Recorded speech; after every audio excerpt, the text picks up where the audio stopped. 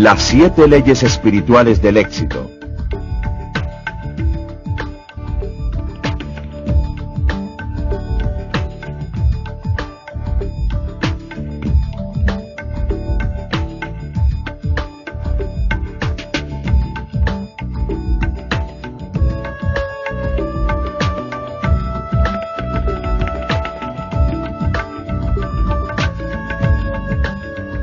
Somos lo que son nuestros deseos más profundos, así como son nuestros deseos, así es nuestra voluntad. También son nuestros actos, así como son nuestros actos es nuestro destino.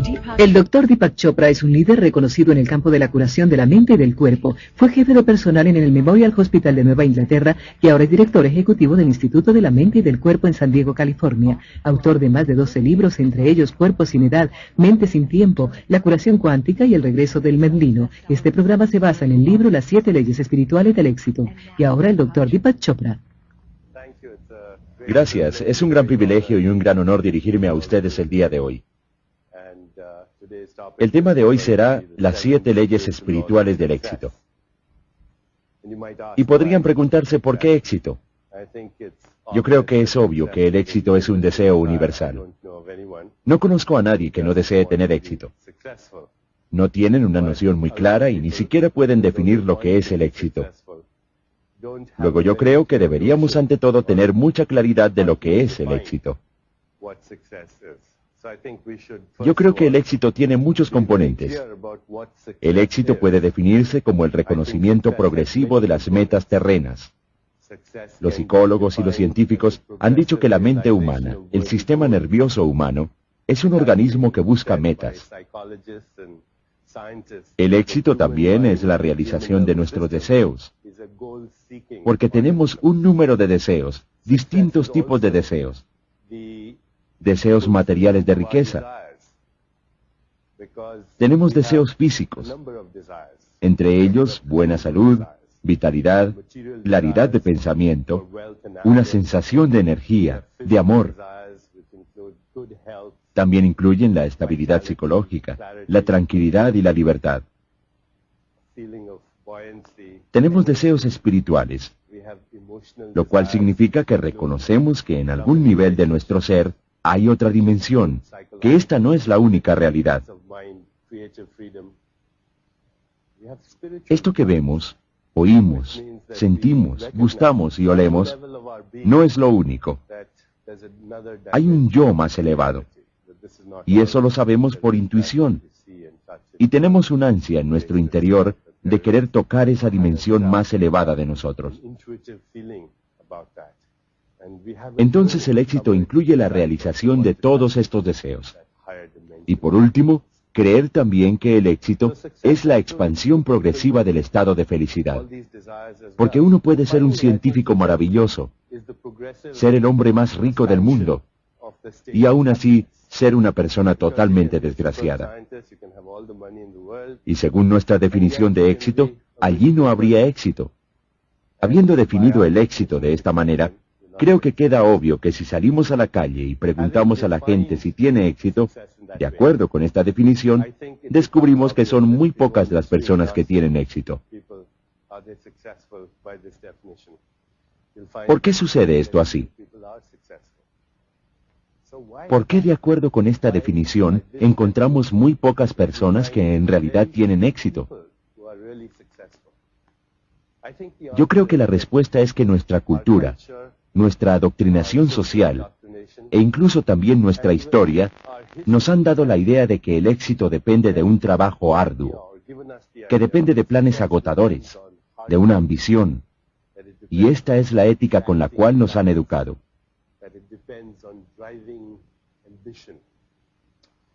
Y aunque el trabajo arduo, los planes muy exactos, la ambición y el conocer muchas personas con esas características puedan ayudarnos a adquirir algo de éxito material, hay que pagar un precio muy grande.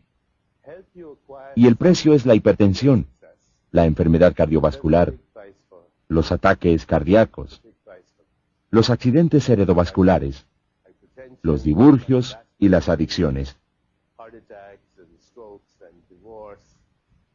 Por eso es que vemos que en el camino del éxito muchas personas sucumben debido a la mala salud, al cáncer o a la muerte, y lo hacen antes de culminar su meta.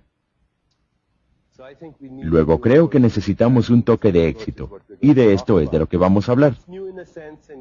Es nuevo en cierto sentido, pero sin embargo es muy antiguo. Primero debemos aprender que el éxito es un viaje y no un destino, y que el éxito llega a través de una comprensión adecuada de quienes somos realmente, comprender la realidad de una manera verdadera.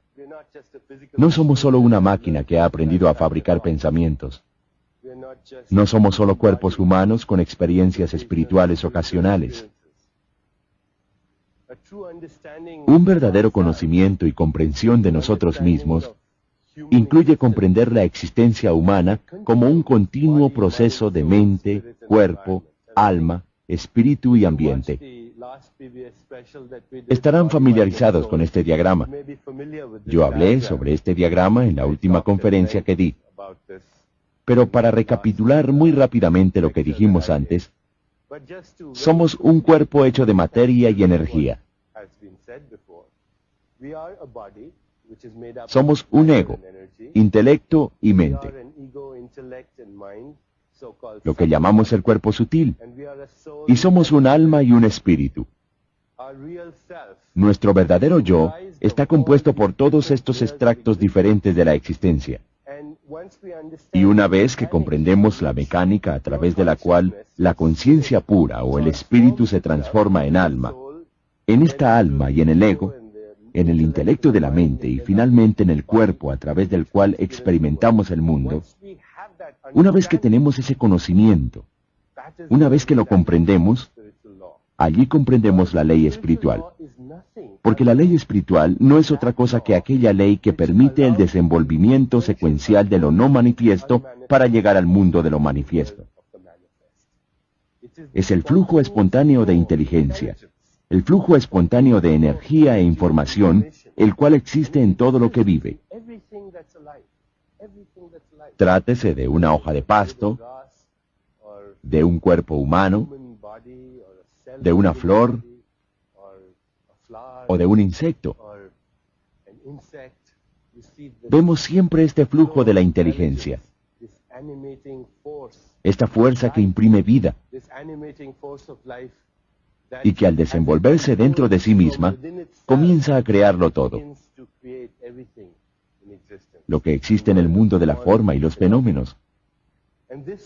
Y esto nos trae entonces a la primera ley del éxito, que es la ley de la potencialidad pura, la cual dice que en mi estado esencial soy espíritu, que el espíritu puede ser abstracto, misterioso, mágico, incomprensible, inefable, indefinible, pero es real. Y es mi punto interno de referencia. La gente ha utilizado otros términos para definir este terreno último de la creación, al cual yo denomino el espíritu, el orden implícito de lo cual surge todo. El orden implícito a partir del cual se desenvuelve todo. Y el orden explícito es el mundo de la forma y de los fenómenos. Los científicos lo llaman el campo unificado. Nuestra experiencia es subjetiva de ese campo. Es cuando lo conoce más, lo experimentamos, sentimos dicha pura, conocimiento puro, silencio perfecto, conocimiento perfecto, equilibrio perfecto. Nos sentimos invencibles. Hay simplicidad en él. Cuando se vuelve nuestro punto interno de referencia, cuando llevamos la conciencia de él a donde quiera que vamos, entonces ya no tenemos referencia hacia los objetos. Es decir, que el ego ya no es nuestro punto interno de referencia. Ya no nos sentimos fácilmente influidos por otros. Ya no nos sentimos afectados por la crítica. Ya no tenemos tanto miedo a los desafíos porque sabemos que nuestra fuente es la fuente de todo lo que hay en la creación. Para ponernos en contacto con este campo de la potencialidad pura, tenemos que dedicarle tiempo. Es decir, tenemos que dedicarnos tiempo a nosotros mismos. Ustedes pasarían una vida entera con un extraño. Y sin embargo, hay mucha gente que pasa la vida entera con extraños y con un extraño. Y ese extraño es su propio yo interior. Cuando llegamos a ese yo interior, y voy a poner este diagrama para mostrarles que este yo interior es la fuente de todo. Es cuando ocurre la generación del proceso creativo en la quietud de la mente. Es la organización en el dinamismo de la quietud del espíritu que llamamos la mente. Y es el actuar y el hacer en el mundo de la forma y los fenómenos que se hacen a través del cuerpo. Entonces es cuando queremos conocernos y conocer la totalidad de todo. Tenemos que hacerlo como esa mente que lo crea todo, y que crea todo lo que está en la existencia. Es la fuente de la creación, es la conciencia pura, nuestra naturaleza esencial. Si nos alineamos con ese poder, nos alineamos con el poder que todo lo crea en el universo, y para poder hacerlo, tenemos que empezar a llegar allá. Y la forma de llegar allá, la forma de aplicar la ley de la potencialidad pura, es a través de la experiencia del silencio. Me gustaría entonces resumir hoy la primera ley, que es: yo soy espíritu puro. Y la forma de ponerme en contacto con ese espíritu puro es tomarme tiempo todos los días para estar en comunicación con la naturaleza y presenciar el silencio y la inteligencia que hay en todo.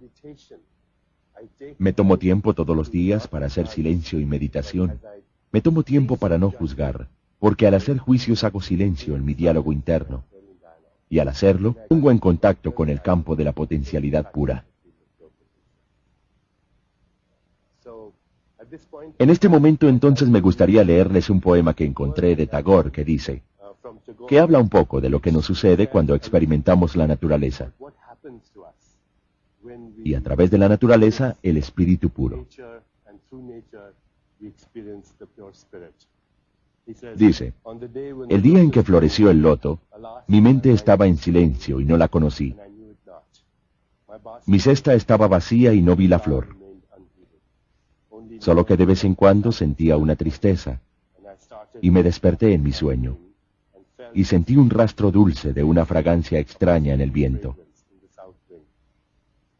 Esa fragancia hizo que mi corazón sufriera de añoranza, y me pareció que era el aliento del verano que buscaba complementarse. No supe en ese momento qué era. Eso es lo que sucede entonces cuando experimentamos la potencialidad pura. Me gustaría que todos entonces comprendiéramos que al dar nuestros pasos hacia el éxito, lo primero que tenemos que hacer es ponernos en contacto con la fuente de todo lo que ha sido creado.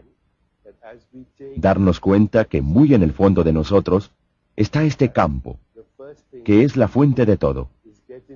En este nivel de los no manifiestos, somos el observador, el proceso de observación y lo observado. Somos el alma, el espíritu y la mente, el cuerpo y el mundo. Es por eso que los videntes dicen, no estoy en el mundo. El mundo está en mí. No estoy en el... No estoy en la mente está en mí. La mente, el cuerpo y el mundo están juntos a medida que me desenvuelvo.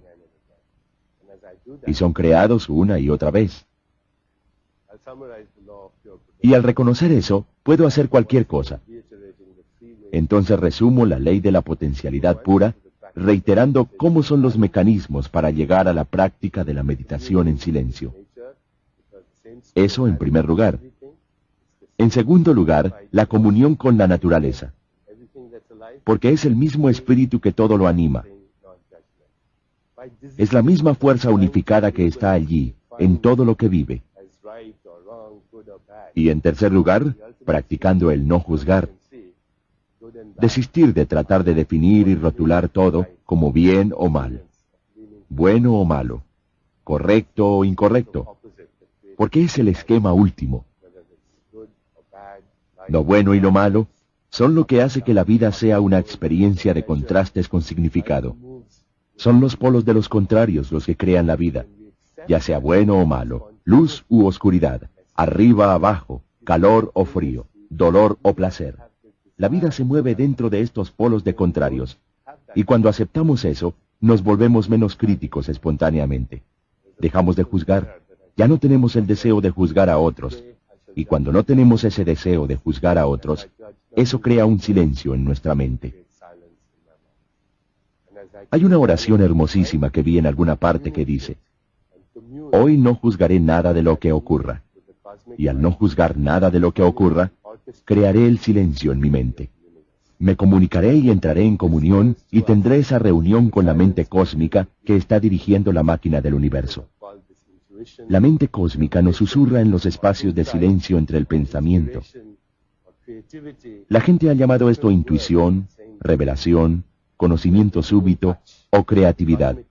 Hay diferentes términos para decir lo mismo, que nos estamos poniendo en contacto con el computador cósmico que dirige la diversidad infinita de este universo.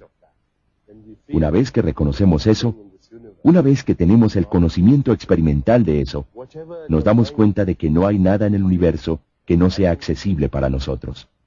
Lo que la mente humana puede concebir e imaginar lo puede crear, porque vamos a aquella fuente que todo lo crea. Esta entonces es la primera ley, y a medida que avanzamos en esta sesión, quiero hablarles de las 7 leyes que son los principios de la naturaleza, que son los principios a través de los cuales la naturaleza se manifiesta en la diversidad infinita de la vida. Y al hacerlo, veremos cómo esto nos va a ayudar a realizar todas las metas que tenemos. Metas materiales, emocionales, espirituales, todas ellas. Gracias.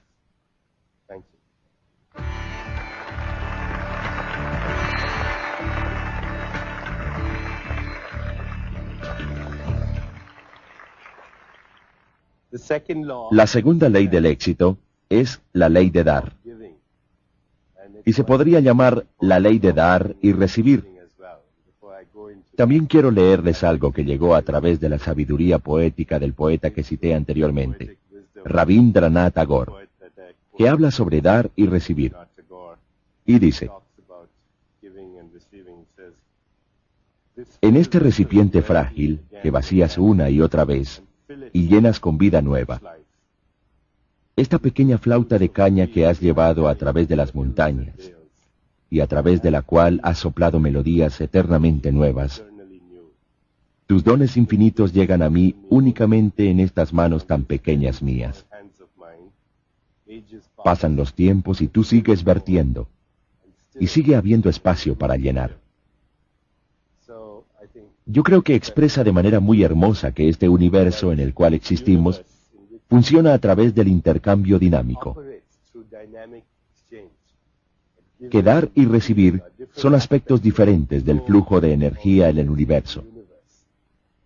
Y en nuestra voluntad de dar aquello que buscamos, mantenemos la abundancia del universo. Mantenemos ese flujo circulando en nuestra vida. Jesucristo mismo decía: dad y se os dará. Si frenamos el flujo del dar o del recibir, interferimos con la inteligencia de la naturaleza. Y su energía deja de fluir de lo no manifiesto al mundo de lo manifiesto. Debemos seguir haciendo eso, porque en el momento que uno lo interrumpe, se produce un estrangulamiento, se produce una coagulación, se produce muerte, se produce deterioro, se produce la muerte de la energía. El cuerpo humano es un mecanismo que captura la energía del universo, la circula y luego la regresa al universo. Y la riqueza misma no es otra cosa que una forma de energía. La riqueza, los lujos, todas las cosas que uno desea en la vida son formas de energía que se expresan a través de nuestro cuerpo. Es muy importante al dar tomar conciencia de la intención detrás del dar, porque si damos con una actitud alegre, con una actitud de dicha, el dar en sí mismo se convierte en la meta. El dar se convierte en el viaje, en la meta, en la felicidad, en la exuberancia misma. Trae una realización espiritual y emocional. Inmediatamente hay una gratificación. Y tan pronto como eso sucede, entonces vienen detrás esas cosas materiales para aplicar la ley del dar. Entonces ustedes deben decirse a sí mismos, a donde quiera que vayan, con quien quiera que me encuentre, traeré un don, y también recibiré con gratitud todos los dones y regalos que tiene la vida para mí. Me comprometeré a mantener la riqueza circulando en la vida, dando y recibiendo las cosas más preciosas de la vida. ¿Y cuáles son esas cosas más preciosas de la vida? Los psicólogos nos dicen que las necesidades humanas más preciosas son el afecto, la atención, el interés, el aprecio y el amor. Hallaremos mucho acerca del amor posteriormente, pero creo que es muy importante reconocer que la atención, el afecto, el aprecio, son cosas que la gente busca y anhela. El afecto es tocar a alguien de una forma amorosa. En nuestra sociedad no nos tocamos lo suficiente. Yo hace poco me encontré con un estudio interesante realizado por un psicólogo europeo que viajó por todas partes del mundo a sentarse en los cafés y a observar a las parejas para ver con cuánta frecuencia se tocaban en América Latina. En sitios como México y San Juan, se dio cuenta que el número promedio de contactos táctiles por hora era algo así como 180. En París, el número promedio de contactos era 90. En Gainesville, Florida, eran 2. Luego fue en Inglaterra. Y esperó y no pasó nada. Nunca vio nada. Seguramente todavía no ha pasado nada. Al tocar a alguien con amor, uno automáticamente produce la liberación de sustancias químicas sanadoras en el cuerpo. Y hay una respuesta fisiológica a eso. La gente se siente mejor porque se liberan unos bioquímicos que en efecto son agentes químicos curativos. Es muy importante tocarnos. Es muy importante verbalizar, apreciar. Es decir, que uno aprecia sinceramente algo de otra persona. Y la atención es escuchar, escuchar con todo su ser. Muchas veces estamos planeando nuestras respuestas al oír lo que nos están preguntando. Incluso antes de que la persona termine, nos estamos escuchando con la totalidad de nuestro ser. De manera que estas son las necesidades humanas más importantes. Cuando practicamos el dar en esta forma, iniciamos todo el proceso de circulación en nuestra vida. La siguiente ley es la ley del karma. La gente tiene muchas ideas equivocadas sobre el karma, especialmente en Occidente.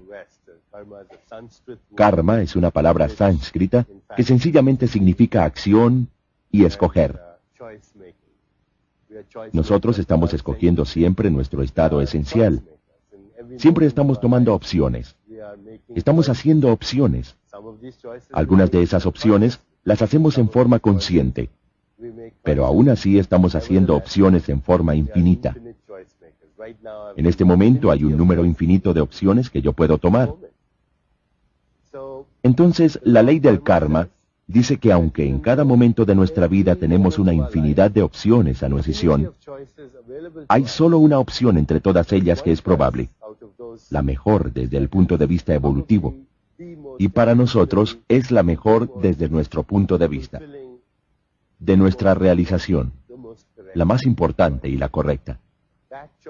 Esa opción, esa decisión, es correcta desde el punto de vista kármico. Es evolutiva para todos. Significa que esa opción me traerá dicha, y que esa opción les traerá dicha a todos los demás que han de ser afectados por esa selección.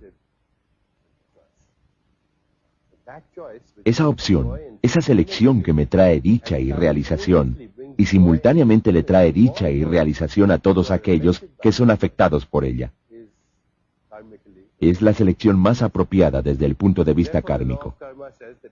Entonces la ley del karma dice que toda acción genera una fuerza de energía que regresa a todos nosotros en la misma forma. Esta es la expresión. Cosechamos lo que sembramos. Y cuando actuamos trayendo dicha a los demás, el fruto de nuestro karma es éxito y felicidad para nosotros. El fruto del karma es éxito y felicidad para nosotros si ustedes desean ayudar y ser ayudados. Es lo mismo. Si desean aprecio, como lo decíamos antes, pues hay que dar aprecio a los demás. Si desean felicidad, aprendan a dar felicidad a los demás. Si desean placer, aprendan a dar placer a los demás. Si desean dinero, ayuden a alguien más a hacer dinero. Eso es lo que significa hacer o tomar una decisión que sea correcta desde el punto de vista kármico. ¿Cómo se hace eso? La naturaleza nos ha dado un sistema asombroso de inteligencia. Yo creo que por estos días ustedes habrán oído hablar del término inteligencia emocional, o tal vez estén familiarizados con la noción de la intuición, la cual también les permite tomar decisiones que son correctas desde el punto de vista kármico. La naturaleza nos ha dotado de un sistema de computación asombroso en nuestro cuerpo, que es la sensación. Es el nivel más fino de sensación. Y allí hay un sistema de computación que va mucho más allá de lo que existe dentro de los límites de la racionalidad. Porque este sistema de computación es el enlace con los espacios entre los pensamientos. Es el enlace con el computador cósmico, que es un campo de correlación infinita, de posibilidad infinita. ¿Qué significa correlación infinita? Significa que existe la capacidad en este sistema de tomar una infinidad de cosas y simultáneamente crear unos sucesos para poder cumplir con el deseo simultáneamente. El cuerpo tiene esa inteligencia. El cuerpo humano puede pensar, puede tocar instrumentos musicales, puede matar bacterias, eliminar toxinas, fabricar un bebé. Todo eso al mismo tiempo. Y mientras lo hace, está monitoreando el movimiento de las estrellas e incorpora ese ritmo cósmico dentro de su mismo ritmo biológico. No hay ninguna inteligencia dentro del pensamiento racional que pueda hacer eso, porque el pensamiento racional es lineal, mientras que esto es contextual, relacional, intuitivo, sabio, y es una inteligencia que toma todo en cuenta. Por eso les decía que es contextual, que toma todo en cuenta, no tiene una orientación en donde haya que perder y en donde haya que ganar. No cree en la causa y el efecto lineal, porque involucra todas y cada una de las células de nuestro cuerpo. Tiene eso, tiene esa capacidad de computación.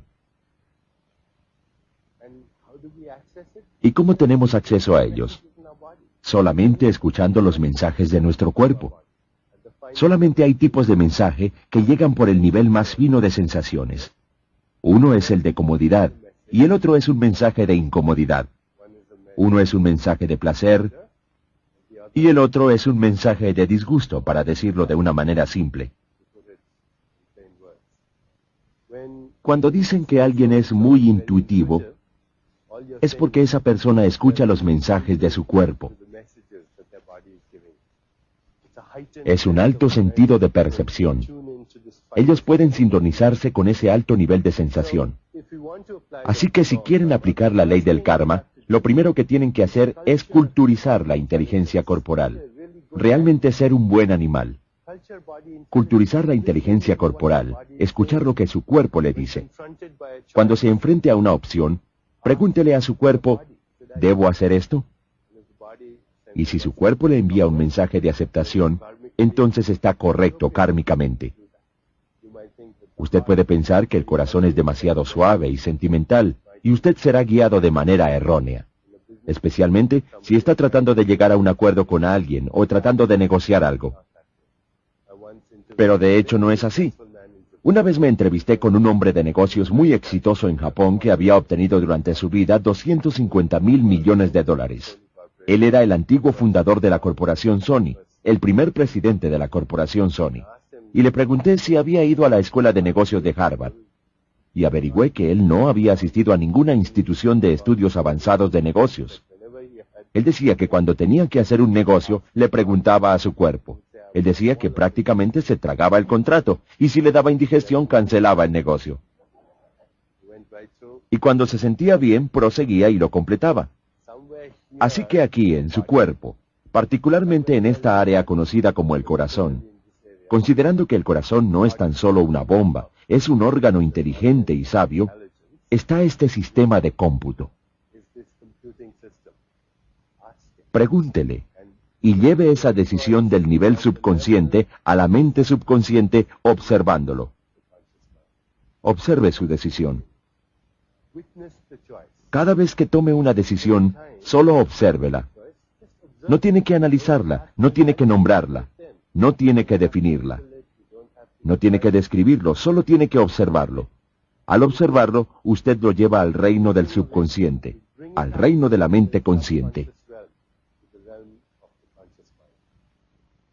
El segundo paso consiste en que a medida que lo observa también, solo observando la decisión, se pueden ver las consecuencias que ésta traerá. Y pregúntese, ¿me traerá esta decisión felicidad y logro para mí? ¿Y a todos aquellos que son afectados por ella? Y después pregúntele a su cuerpo, y si dice que sí, entonces es la decisión correcta. Y si dice que no, entonces no es la decisión correcta. Y saben, he conocido muchas personas que se resistían en principio, porque pensaban, bien, le preguntaré a mi corazón todas las cosas y nunca haré una buena decisión de negocios. Pero no es cierto, porque el corazón no es sentimental. Eso es un concepto errado. El corazón es sabio. Hay una gran diferencia entre sentimentalismo, sabiduría y sobriedad. Carlos Castañeda una vez dijo, no necesitamos sentimentalismos para ir por el camino de la espiritualidad. De hecho dijo, cuídense de los que pregonan su despertar, porque no han despertado nada. Lo que necesitamos es sobriedad. Y cuando tenemos sobriedad, observamos las consecuencias, y le preguntamos a nuestro cuerpo por consejo. Así que si quiere actuar de inmediato, tome inmediatamente la decisión.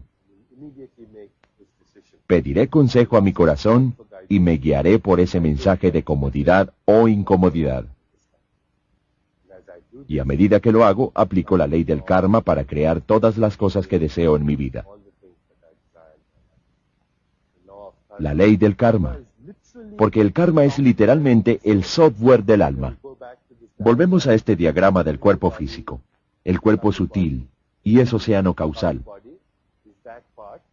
El cuerpo causal es la parte donde residen el alma y el espíritu, y el karma es el software del alma. Cada acto que realizamos crea un recuerdo, y cada recuerdo crea un deseo. Y cada deseo es la causa de una nueva acción. Entonces el recuerdo, el karma y el deseo son un software. Y si pensamos un poco en esto, reconocemos que todos son la misma cosa, porque sin recuerdo no hay deseo. Sin deseo no hay acción. No hay karma. Y sin karma no hay recuerdo. De manera que todos son la misma cosa. Y cada pensamiento que tenemos, cada uno de los pensamientos que tenemos, son generados a nivel kármico. Por eso es que estoy totalmente en contra de la noción de que hay que tratar de tener pensamientos positivos. Es como decirle a una persona, no piense en elefantes rosados, y eso es lo único en lo que pensará la persona. Uno no puede hacer un esfuerzo por tener una actitud positiva. La actitud cambiaría, y los pensamientos cambiarían espontáneamente.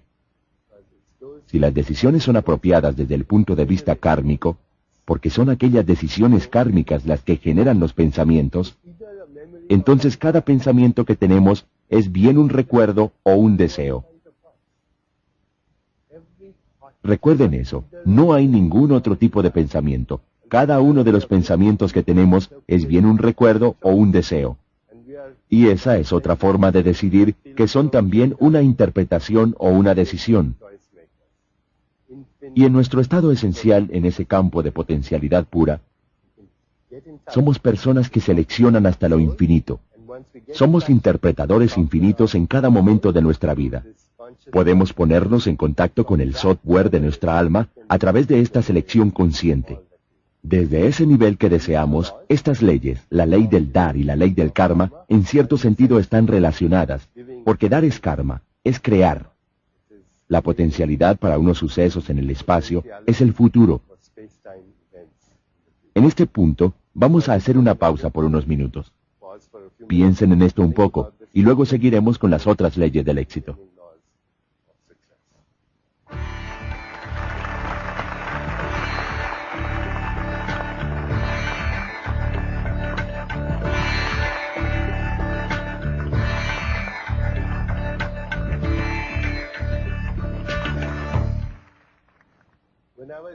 Y cuando les hablaba acerca de la ley del karma, cuando la gente oye la palabra, puesto que no está muy familiarizada con ella, parecen sentir que karma es un universo de determinismos.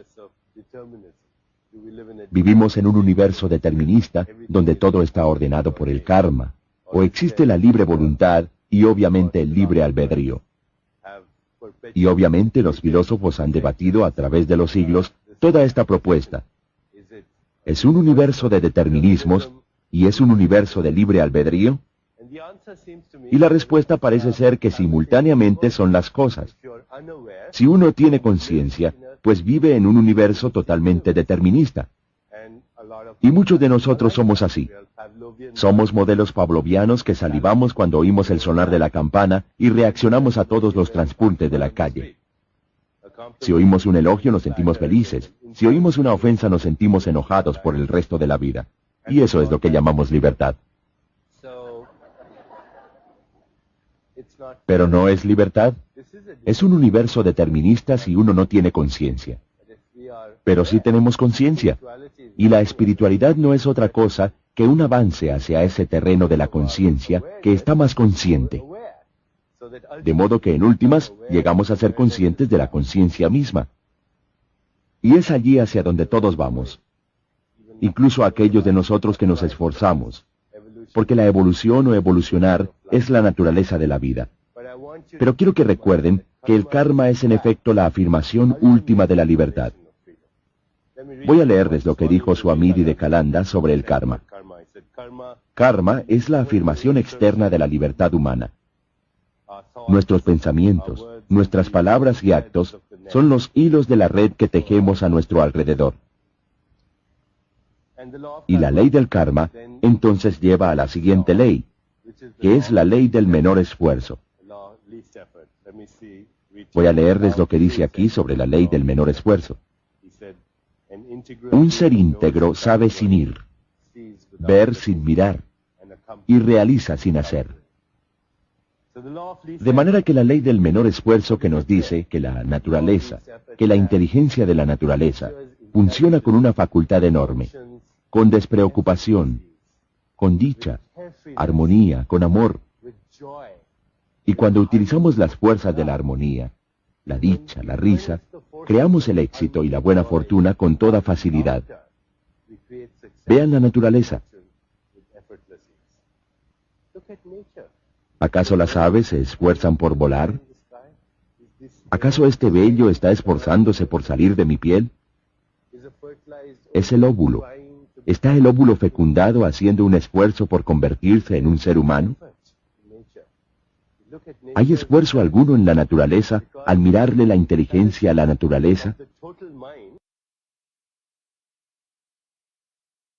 Inteligencia de la mente total, donde hay generación de procesos creadores, organización en el dinamismo de la quietud y acción. Cada proceso de la creación pasa por estos elementos de generación, organización y acción. Por eso es la mente total. Y cuando hay acceso a la mente total, no hay espacio para el esfuerzo. No puede haber esfuerzo. El principio operativo de la naturaleza es el lograr más haciendo menos. Y sistemas alimentados con poca mente, pues no hacemos nada y lo logramos todo. Observen allá afuera.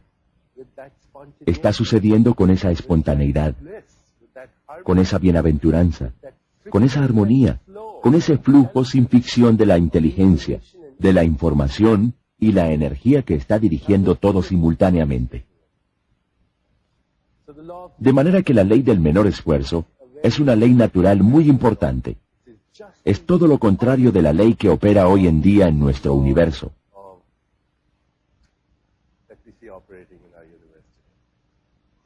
Tal ley de trabajar duro, de la ambición, de hacer unos planes minuciosos, de estar atrapados en la certeza de lo conocido. Lo conocido es una prisión. Es lo desconocido en donde encontramos el campo al cual debemos cantar. Entonces, una vez más, ¿cómo ponemos en práctica esta ley? ¿Cómo ponemos a funcionar la ley del menor esfuerzo? Hay 3 principios fundamentales que debemos practicar a fin de poner a funcionar la ley del menor esfuerzo. El primero es el de practicar el principio de la aceptación. Aceptar significa que yo puedo crear el futuro. Puedo revisar el pasado. Pero este momento es el que debo aceptar tal y como es. Es como es. Porque todo el universo ha conspirado para crear este momento. Y por lo tanto, este momento es precioso. Y así tengo mi atención puesta en este momento. Estoy literalmente en presencia de esa mente total que está dirigiendo la infinidad del universo. También significa que si las cosas no salen como yo quiero en este momento, sencillamente suelto, dejo ir mis ideas de lo que deberían ser las cosas, porque el universo está pensando otra cosa. Yo renuncio, me entrego a ese momento, y en esa forma, al aceptar las situaciones, la gente, las circunstancias tal y como son, y no como yo quisiera que fueran. Pero claro que puedo crear el futuro de todas maneras. El segundo principio es el de la responsabilidad sin culpa. La responsabilidad sin tener vergüenza. La palabra responsabilidad de hecho significa la capacidad para responder. Y mientras más creadoras las respuestas a cada desafío de la vida, más responsable es uno.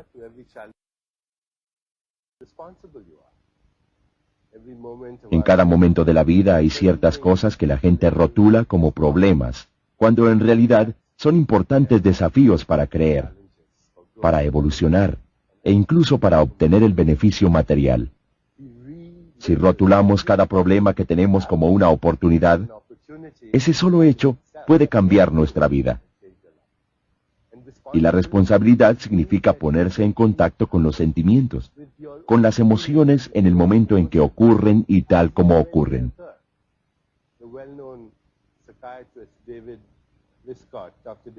El psiquiatra David Gistock tiene un paradigma excelente con el cual explica todo esto.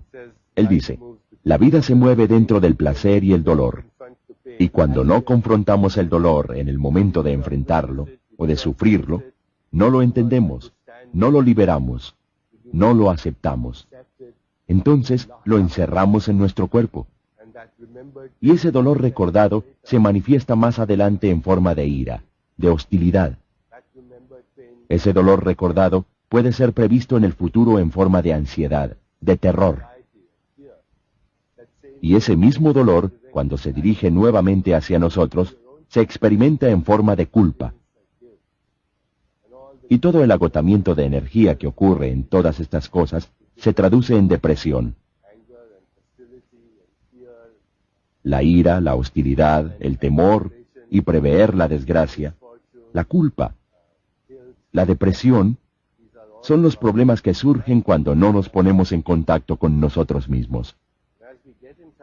Y al ponernos en contacto con nosotros mismos y presenciamos conscientemente el dolor que estamos sufriendo, nos estamos comportando de manera responsable. La responsabilidad es la capacidad para entregarse al dolor. Al igual que el placer, la vida se mueve entre estas orillas todo el tiempo, y ese no es el problema. El problema es quedarnos atascados en alguna de las orillas.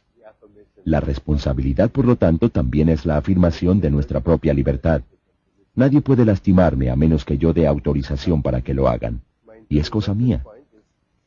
Si mi punto interno de referencia es mi ego, es esto lo que está aquí. Si este es mi punto interno de referencia, como Castañeda ha dicho en uno de los libros, eso hará que sea necesario para mí permanecer ofendido para el resto de mi vida. Pero si mi punto interno de referencia es este, entonces nadie tiene permiso para lastimarme de ninguna forma. El tercer componente de la ley del menor esfuerzo es la práctica de renunciar a la necesidad de defender el punto de vista. No significa que yo tenga un punto de vista. De hecho, yo soy un punto de vista. Pero cuando pierdo la necesidad de defender mi punto de vista, entonces me vuelvo invencible. El secreto de la invencibilidad es la indefensión, si leemos los sutras de Patanjali, un texto antiguo del yoga. Como les he dicho previamente, la palabra yoga viene de la misma raíz que la palabra latina yugo, que significa unificar la experiencia del cuerpo, mente, alma, espíritu y ambiente. Entonces verán que es dentro de ese marco de unidad que la invencibilidad proviene de la indefensión.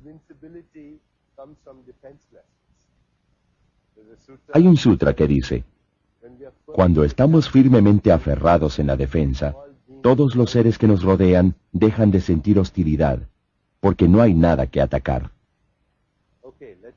Vamos a resumir la ley del menor esfuerzo. Dice que todo lo que hay en la naturaleza sucede de manera espontánea, fácil, sin ficción, con alegría, con despreocupación y con facilidad. Con risa. Y si queremos alinearnos con esa inteligencia, entonces debemos practicar la responsabilidad por mi situación y por los sucesos que considero problemas.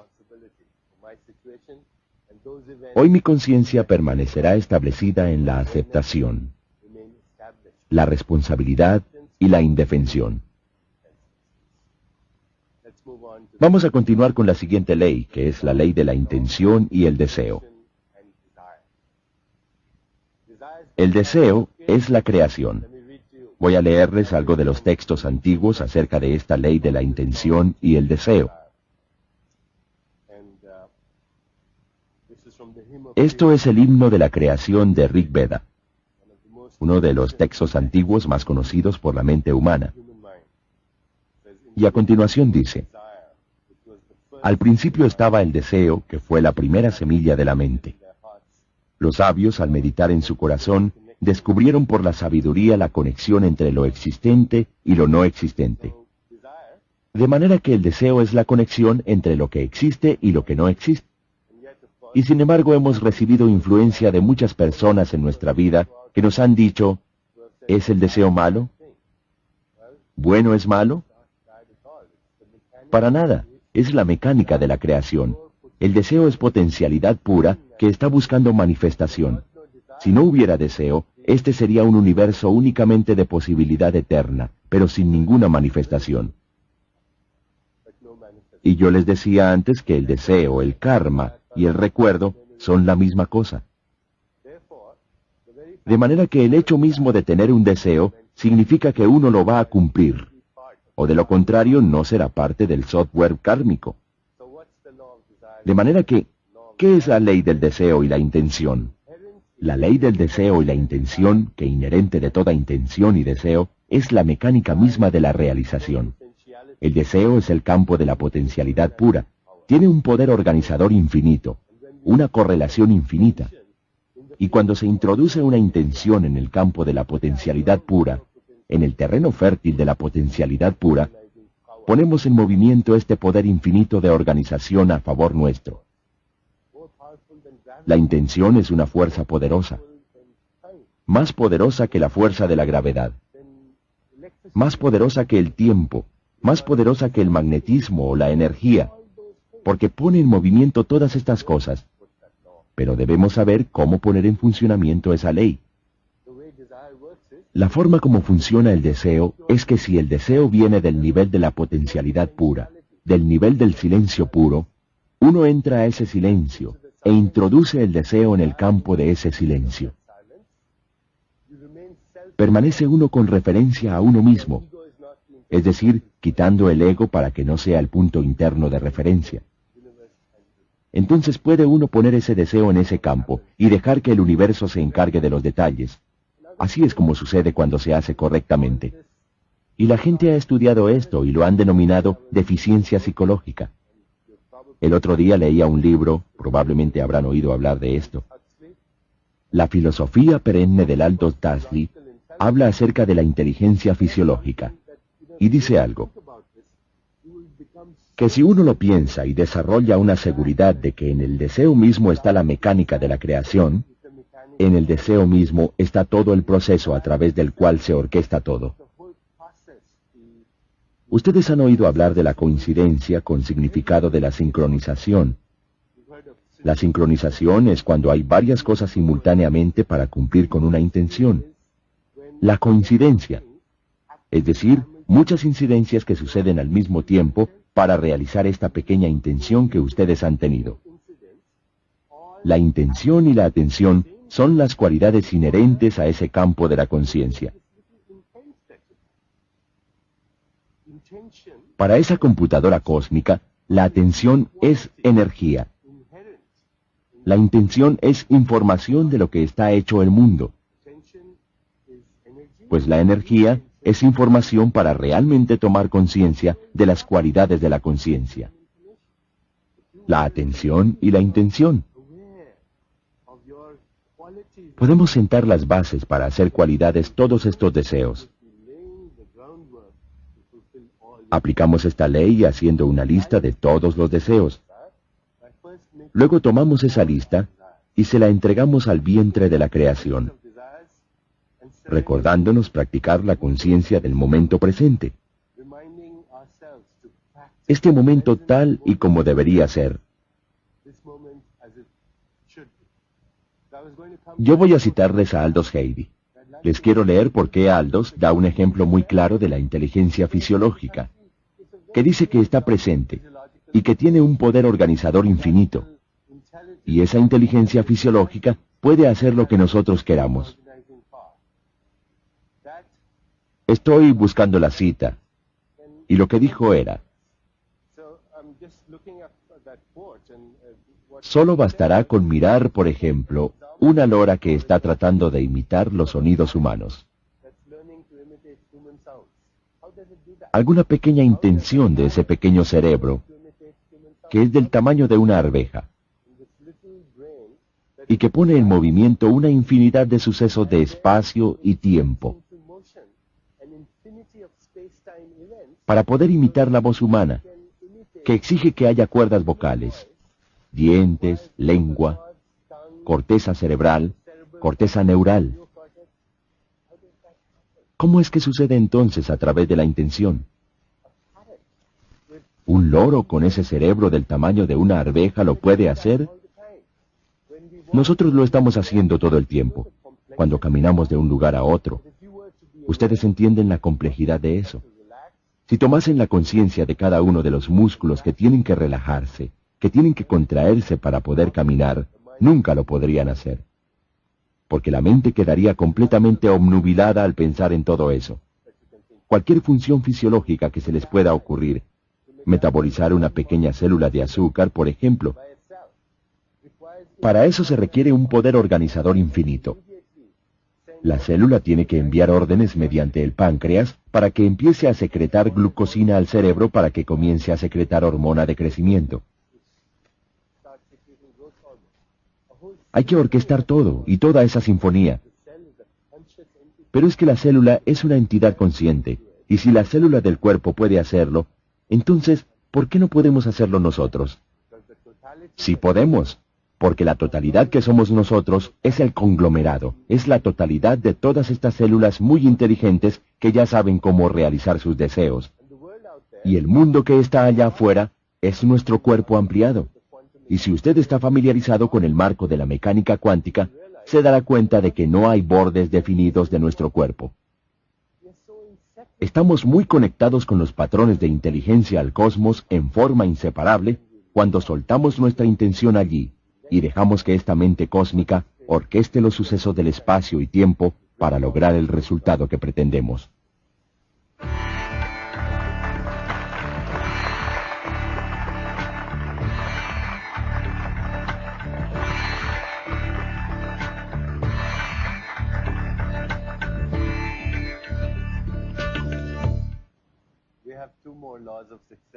Quedan otras 2 leyes del éxito.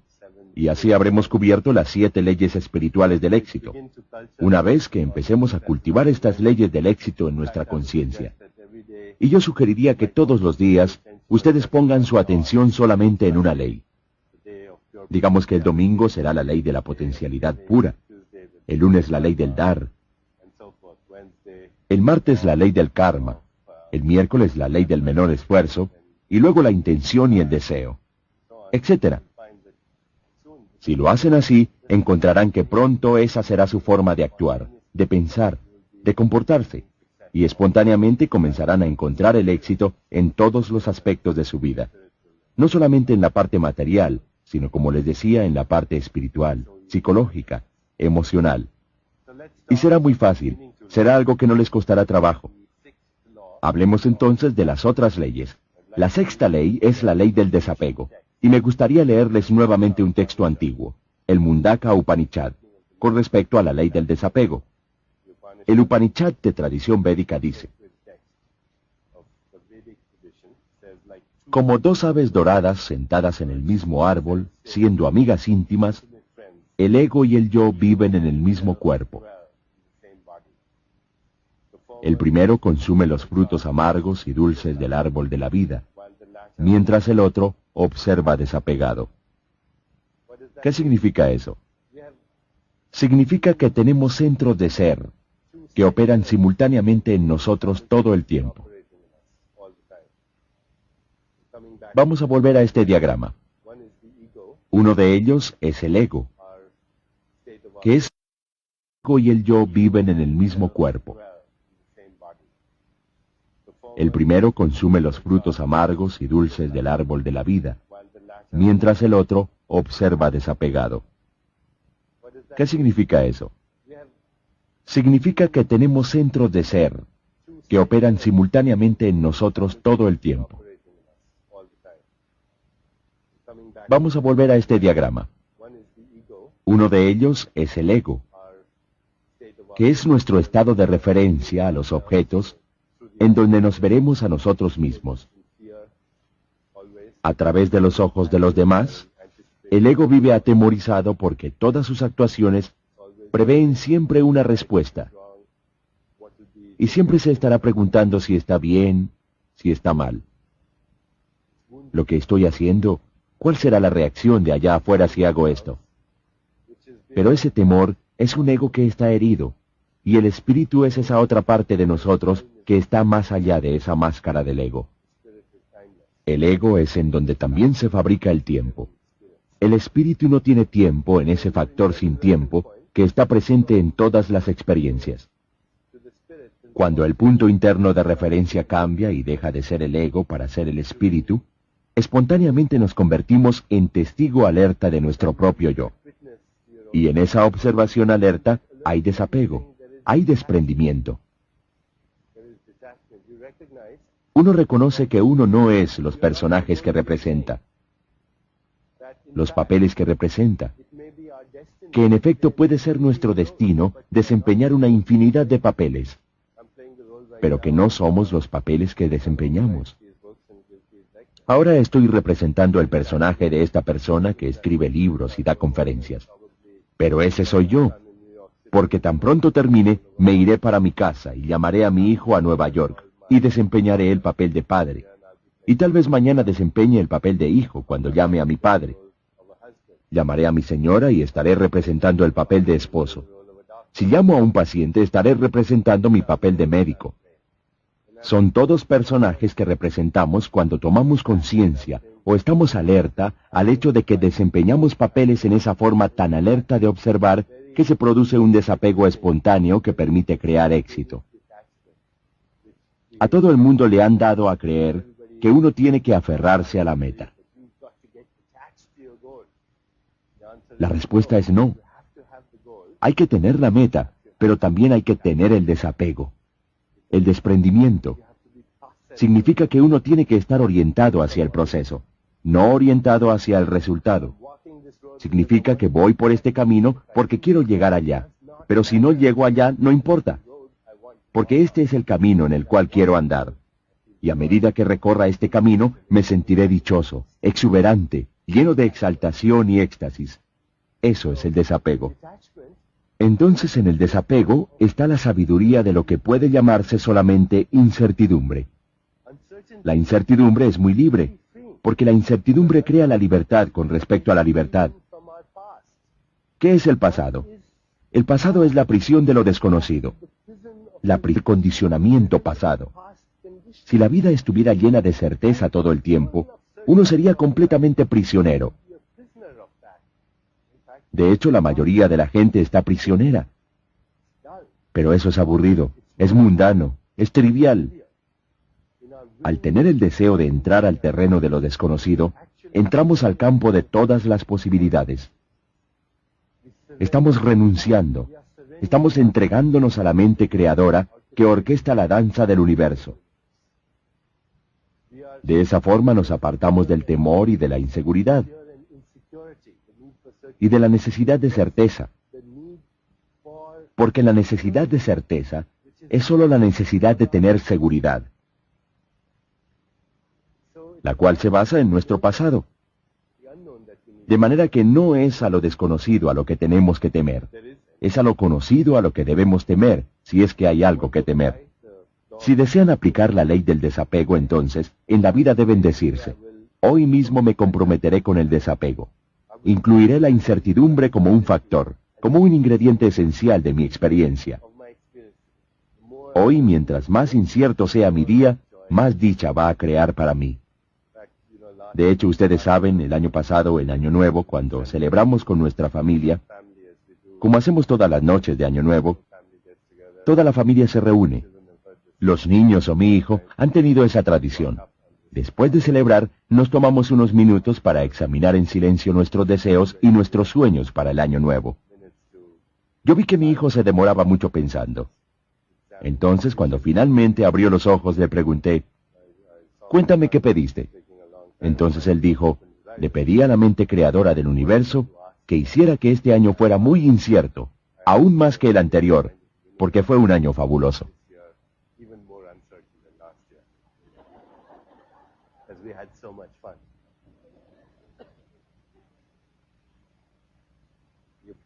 Se aplica la ley del desapego incluyendo el factor de la incertidumbre. Es decir, hay que estar involucrado apasionadamente, pero al mismo tiempo con desprendimiento. Es decir, es un involucrarse con desapego. Lo segundo que tiene que hacer es entrar en el campo de las posibilidades infinitas todo el tiempo. Y eso se logra haciendo que cada momento sea un campo de posibilidades infinitas. Y al hacer esto, verán que hay cosas que sucedieron y que nunca previeron. Napoleón Hill, una de las autoridades más grandes con respecto al tema del éxito, tal vez ustedes conocen su libro, decía, ¿qué es la buena suerte? La buena suerte no es otra cosa que la oportunidad y el estar bien preparado para la oportunidad. Y uno no va a poder estar preparado si está atascado en lo conocido. Solo se puede estar preparado si uno se ha entregado a lo desconocido. Porque lo conocido es un marco rígido de pensamiento.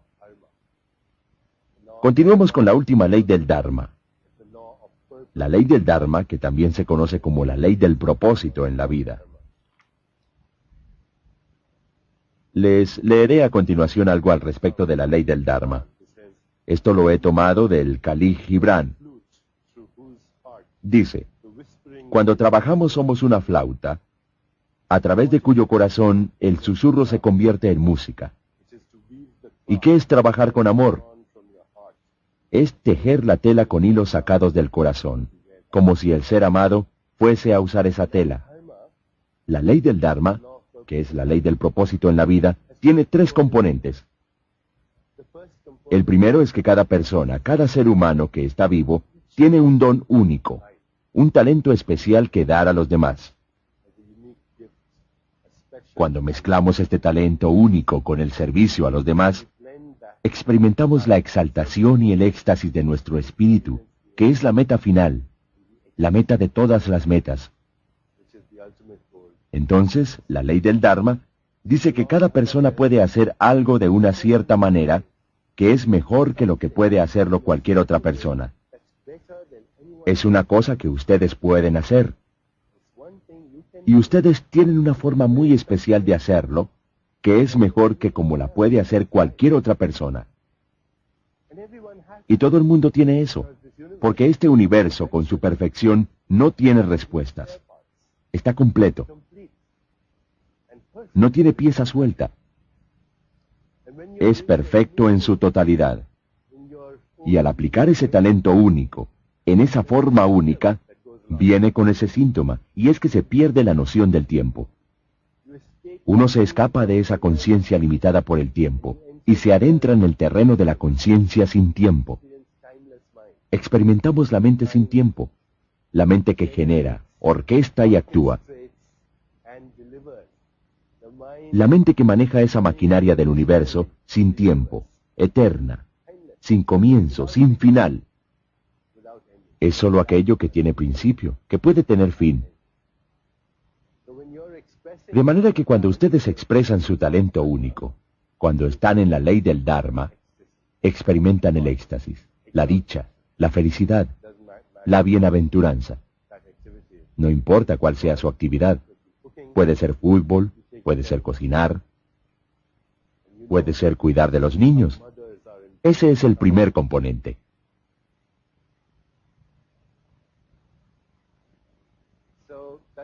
El segundo componente de la ley del Dharma dice que estamos aquí para ayudarnos. Si cambiamos ese diálogo interno y dejamos de preguntarnos qué puedo yo ganar y empezamos a dar espontáneamente, comenzamos a recibir lo que deseamos.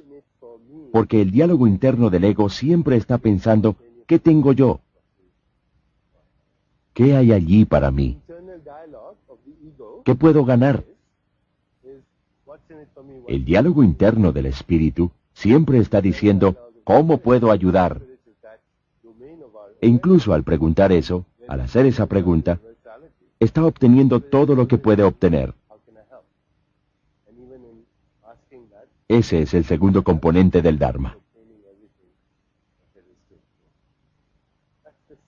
Y el tercer componente de esta ley es experimentar nuestro yo superior. Es reconocer, como el padre Teilhard de Chardin dijo una vez, que no somos seres humanos que tienen experiencias espirituales ocasionales, sino que somos seres espirituales que tenemos experiencias espirituales ocasionales. Cuando estos componentes de la ley del Dharma se ponen en marcha, entonces todo es posible. Si desea aplicar la ley del Dharma, entonces dígase, hoy me comprometo con nutrir de manera amorosa a ese Dios, a esa diosa que está dentro de mi alma.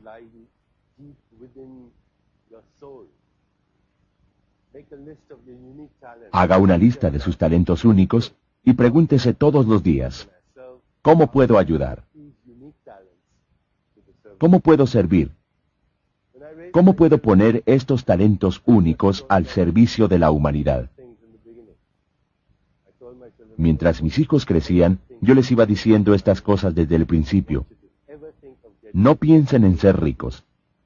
No quiero que ustedes piensen sacar las mejores notas en el colegio, o en ir a las mejores universidades.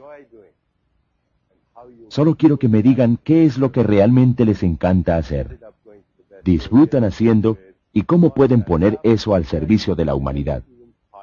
Y terminaron yendo a los mejores colegios, sacando las mejores notas, pero no tenían eso como una obsesión, porque cuando uno está sintonizado con el Dharma, entonces todo viene espontáneamente y sin esfuerzo. La ley del Dharma dice literalmente que somos dioses en embrión. Y esto puede sonar como una blasfemia, pero ¿cómo podríamos no estar conectados con esa fuente que todo lo crea? Si es que es la fuente de nuestro propio ser, no hay otra cosa más aparte de Dios. Y estos dioses en embrión son impulsos de inteligencia, son estados de conciencia que provienen de esa mente universal, que proviene de ese campo universal de posibilidades infinitas. Y estos dioses solamente tienen un deseo. Desean nacer. Desean nacer. Gracias.